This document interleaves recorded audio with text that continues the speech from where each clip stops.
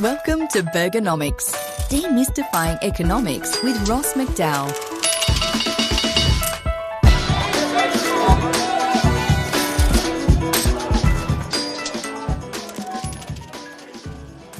In this final episode of the Burgernomics blockchain series, distinguished Professor Jason Potts and I talk about the practical implementation of cryptocurrency and why the financial establishment may feel threatened by crypto.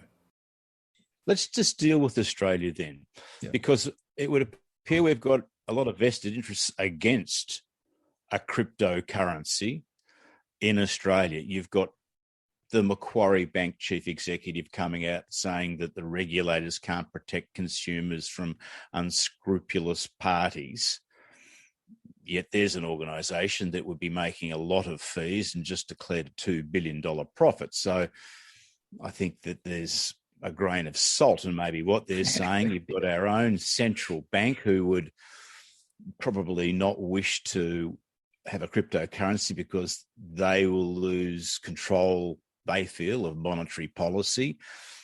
We've got the government worried about tax avoidance, the government worried about their own fiscal policy and financing it, capital being shifted offshore, and also the exchange rate policy, again, would be affected, especially in Australia, seeing we export so many of our commodities. How do you see it playing out in Australia?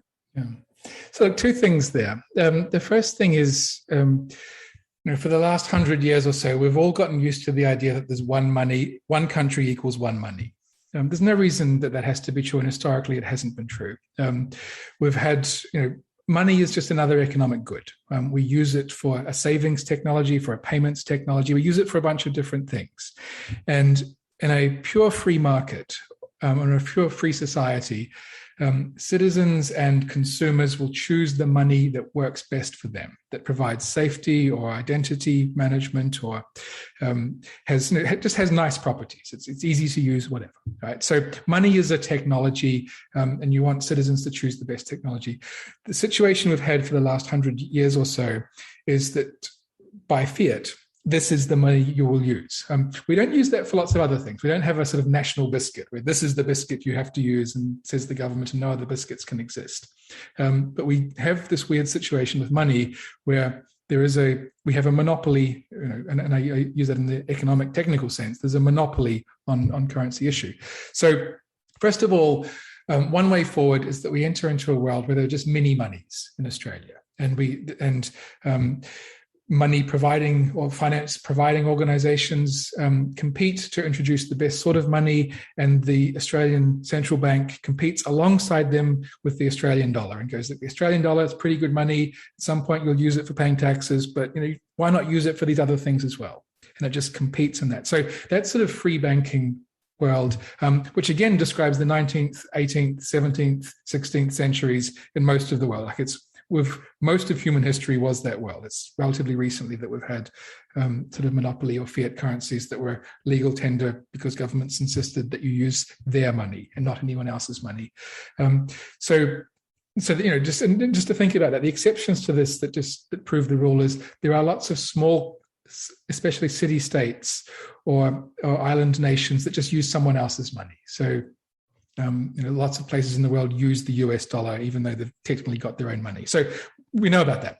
The other thing to note, and this is an important point, is that a cryptocurrency isn't just a money. It's a money and a payment system. It's the full rails that sit underneath it. So when I use the Bitcoin blockchain, when I pay you in Bitcoin, I'm paying you with a money, Bitcoin, but I'm also paying you through the Bitcoin network. So a cryptocurrency isn't just a money on the surface. It's a money plus the entire validation and security and payments rails all the way down. Now, the Australian dollar isn't just the Australian dollar. It's the Australian dollar plus the interchange banking system, plus all of this sort of currency controls, plus all of this administrative infrastructure that we broadly call the payment system. The banks run the payment system. They are deeply invested, not just in the Australian dollar, but in the use of the Australian dollar on this particular payment system rails And that those rails end at the border. This is why currency transactions and moving money between countries is so hard, is that you have to interchange between two different payment systems. This is why Bitcoin is just magical for sending money overseas, because it's the same payment system. When I send money to someone in Australia, in New Zealand, or Guatemala, I'm not interacting with the Guatemalan payment system. It's just Bitcoin. It's the Bitcoin blockchain all the way. So dramatically lowers the cost of sending money. So in that sense, Bitcoin as a money is a really, really good international money, because it's one payment system. Just anyone using the Bitcoin protocol is on the payment system. The Australian dollar is a great payment system in Australia. The Australian dollar is a horrible thing to use in Fiji, because we have to interact with a different payment system. So again, these are just saying money is a technology. It's a very complex technology that's got multiple layers. And in the same way that mushrooms are not just the sort of fruiting bodies you see on the surface, but all the sort of deep layers of rhizomes and stuff underneath. Government money or fiat money isn't just the notes and coins in your wallet or the digital account in your balance. It's all of the infrastructure and payments rails that sit underneath that. And that's what's being threatened here. And in a sense, when people are looking at cryptocurrencies and going, well, why do we need that? I don't get that. I can use my government money. Yes, you can. That's absolutely you can for some things. And for some things, it's really good for that. But there's a bunch of things it's not good for. With cryptocurrencies, Bitcoin, if I pay $1, if I'm sending $1,000, if I'm sending $1 billion, it's the same. It doesn't cost me any different. I can send $1 billion transaction to someone in France right now, and it'll be done in 10 minutes, and it'll cost me $1.20 in fees, maybe less. Try doing that with the money payment system. It's 3 days at least. There's no way you're sending $1 billion for less than a much larger fee. So there are costs. And again, if you're sending $1 billion, maybe you want to absorb a bit more costs to ensure that works. But the money systems we currently have are pretty good. In some places, they're really good, but they're not perfect. And there is still room for technological improvement on some margins.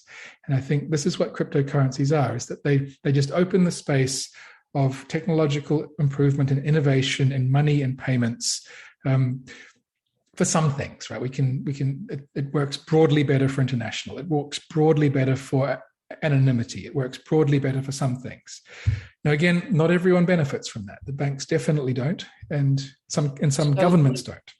Let me ask you the question: how long do you think it will be before people will get confidence in using cryptocurrency, because the fluctuations which are currently wild in cryptocurrency no longer exist, that it becomes far more stable? So people, if they're doing a transaction over the course of 1, 2, or 3 days, they don't feel at risk of that Bitcoin or Minecoin dropping in value, and so it takes the risk out of the transaction. How long do you think we are before we can see that? We're already there. We have been for a few years. So this, no one really pays in. If I want to send you some money, I'm not going to send you Bitcoin. We would have done that a few years ago. And the reason I'm not going to do that now is I want to hold my Bitcoin. What I want to do is I want to send you some money in a stable currency. So I'll send you a stable coin instead. So I'll send you an Australian dollar stable coin or American dollar stable coin, whatever you want to be paid in. And that is stable with respect to the unit of account. So we don't have that problem anymore because we can use stable coins. Now, I've just described a technical solution, and we can definitely use that. It's not as easy as it should be. The interface to use that is hard. This doesn't interact with the banking system easily, although here we are, 4th of November. I think it was yesterday, CommBank announced that they're now they're now integrating with cryptocurrencies. So it should get better. But at the moment, it's a user interface and just consumer confidence issue. Technically, there is no fluctuation and volatility problems now. The value of the cryptocurrencies are fluctuating, But you don't have to use the cryptocurrencies for money and payments. You can use them as a store of value to send a stable money, a stable coin with that. Now, again, stable coins are new concepts. Very few people have experience with them. They've only really been around for a few years. So I think that we're at this very early stage of consumer and user adoption, and in that sense, we look back at the internet and search engines and things like that, and just how could we live without them? But there was a period in the early 90s where they were pretty exotic. They were hard to use. Only a small number of people had used them, and it wasn't even clear what you used them for. They didn't seem to have a purpose. I think we're at that stage at the moment with stable coins as just digital money that is stable with respect to a Australian dollar or American dollar or New Zealand dollar. And I can hold money in a stable coin. Technically, it's a cryptocurrency, but I can use it exactly as I would use an Australian dollar. So we didn't actually define stable coins. It's a coin that is backed by another asset or currency. Yep, it's such as Bitcoin. So how I create a stable coin is I have a token that is going to be collateralized. So if I'll drop some Bitcoin into a vault. That vault will collateralize this stable coin, and I'm then paying with the stable coin or using the stable coin as my unit of account. So it's a cryptocurrency. It still functions as a cryptocurrency, but it is stable with respect to some other unit of account. So most stable coins in the world are US dollar ones, just simply for historical reasons. The US dollar is a reserve currency that is used there. So, but there's different ways you can create a stable coin. It can be algorithmically stabilized with respect to derivative contracts or smart contracts, which is some sort of DeFi magic, decentralized finance magic, or it can be a straight up collateralized one where I could put another cryptocurrency such as Ethereum or Bitcoin into that. I'll over collateralize it so that I don't have to keep topping up the account. But it's basically a way of creating a cryptocurrency that works more like a money that you're familiar with and doesn't have the fluctuations and the over collateralization of it. I might put, say, $2 worth of Bitcoin in to stabilize $1 worth of a stable coin. Do you see stable coin as being the stepping stone to the Bitcoin type of mine currency? Well, a stable coin is just a money that we can use for transaction purposes. A Bitcoin currency. I mean, Bitcoin is actually not really a money anymore. It's actually more of a savings technology. People use it as, it's more like digital gold rather than digital cash. So in the same way, I don't pay with gold bullion in my day-to-day life, but I could put gold bullion in a vault and then borrow against it in Australian dollars and then use those Australian dollars. So that gold bullion is collateralizing my loan. So again, it sounds complicated. It's like, why don't we just use the Australian dollar? And we can. But I think what stable coins compete with will be central bank digital currencies, which is essentially the government producing a pure digital currency that has all of these properties. Now, the problem with central bank digital currencies is that they're a surveillance money. The government can see exactly what you're spending with them. The benefit of a stable coin is it has anonymity and privacy. It's more like cash. So again, money is a technology. It has lots of different features. Some monies are traceable, some are anonymous, some are volatile, some are easy to use, some are costly to use, and so on. And the whole sort of argument about why crypto is just that money should be like any other commodity. Let people decide what they want to use and let them sort on which margins. I don't see cryptocurrencies replacing government money. I see them, or vice versa. I just see just a richer ecology of money. And in the same way that, we like that in every other industry. We like lots of choice of cars or bread or whatever. And we want technology and innovation to be continually supplying us with new things, and we'll choose among them. I think that's also true of finance. And so that's the optimistic view of what cryptocurrencies are doing. The pessimistic view is it's disrupting a monopoly technology that works pretty well in most situations, but could be improved, and has a bunch of vested interests associated with it that are perfectly happy with that. So, depending on which side of the fence you're on, there, Ross. Right. Yeah. Now, distinguished Professor Jason Potts, we get to the end of our podcast where, after you having demystified blockchain, crypto, distributed ledger, I'm going to ask you to apply that immense knowledge that you have to our hamburger. So if we look at the hamburger in our society, the two pieces of bun, the beef patty, lettuce, cheese, you buy it from a retailer, it's made from cattle, agricultural growers supply it. It is our most simplistic analogy that I like to apply with all of my experts. Over to you. Yes, thank you. I've been thinking hard about this one. So we're going to describe what I'm going to call the distributed hamburger. The way you described it just then, it's made of cattle and there's cheese and there's grains and so on. A hamburger, in terms of its ingredients, is naturally distributed. It's made of lots of different parts, and crucially, every one of those parts is owned by someone different. The cattle rancher is not the same person that's growing the lettuce. It's not the same person that's making that's doing all the other components.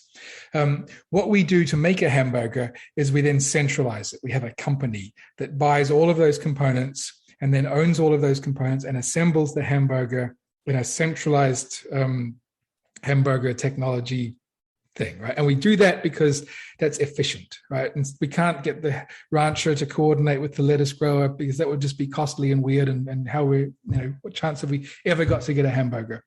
So what's happening with crypto, not just cryptocurrencies, but with blockchain technology, is it dramatically lowers the cost of using decentralized production technology.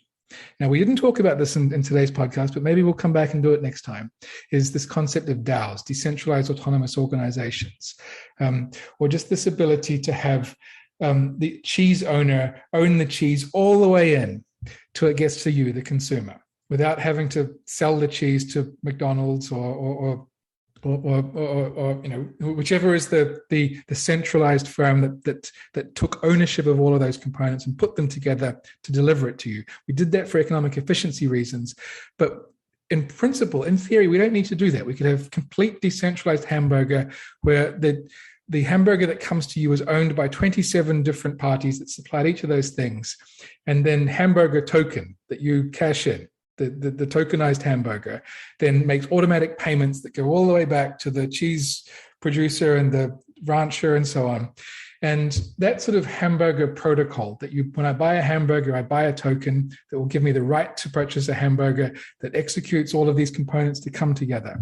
That model of distributed manufacturing and production is what blockchain technology makes possible. Now, whether we will choose to use this for good or evil, whether we will use it to disrupt McDonald's, I think that would be a terrible thing. The way we make hamburgers is pretty good right now. But there's lots of things that we do make that we don't necessarily need to use companies buying everything and assembling them in a centralized place that we might want to make in a distributed way.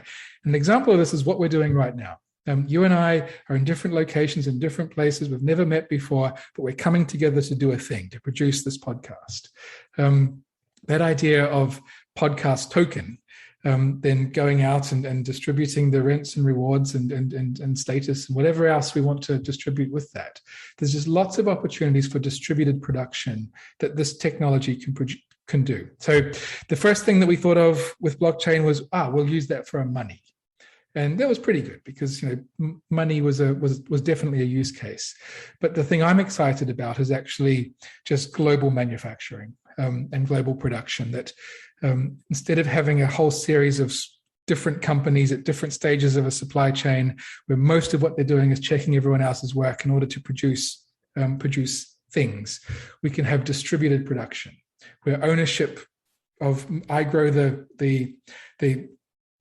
beef, and I own it all the way through the supply chain. I didn't hand it off to you to put it into a thing. I own it all the way through, and I can verify it. I can now. We discussed this right at the beginning with this problem of how with the Ford XY GTs, that problem of, if I can prove that bit of beef was mine, and I can trace it all the way through, so that you at the consumer can, yeah, that's that beef that came from Ross's farm. Now, whether that's molecular printing, I don't know how we do that. So there's still some technological problems we need to solve with that. Mm-hmm. But this idea of distributed production is I think distributed production, where what blockchain is doing is providing the economic infrastructure to deal with ownership, identity, contracting, authentication, verification, licensing, just all of the just proving that something is true as information in order for it to move along. That's the promise, right? That's the promise of this distributed ledger technology. A lot of what we do, a lot of the way we organize our economy is around centralized ledgers. A company is a centralized ledger. It's you gather all the ownership in one place and you put it in one place under one person or legal person, and you solve that problem because it's efficient to do it. That used to be true because we didn't have any alternatives. Now we do.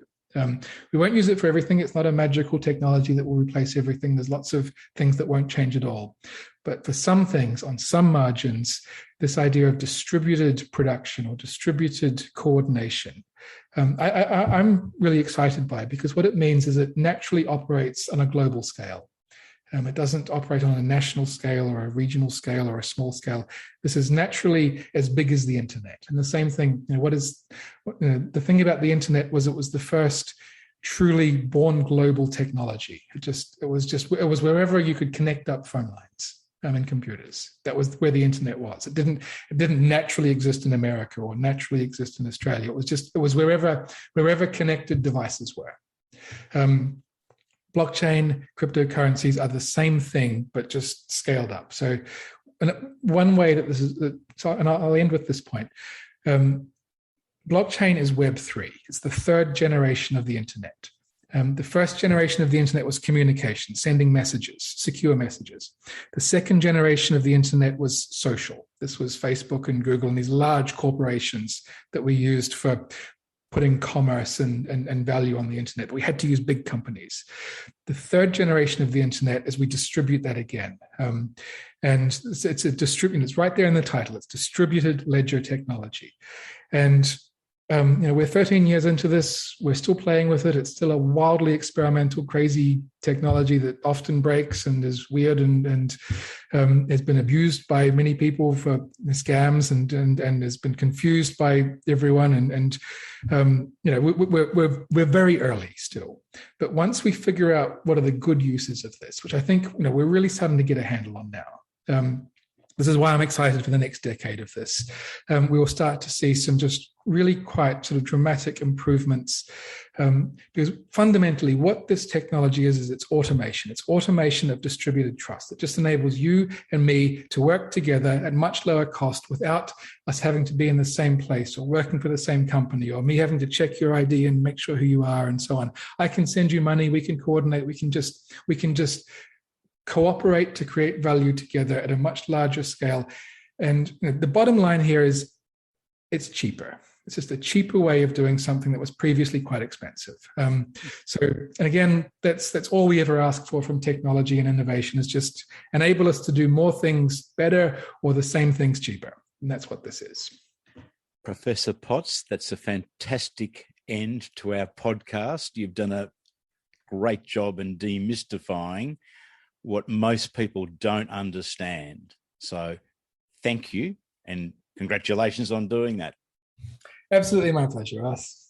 I hope you enjoyed listening to Australia's preeminent expert on blockchain, distinguished Professor Jason Potts, the co-director of RMIT's Blockchain Innovation Hub.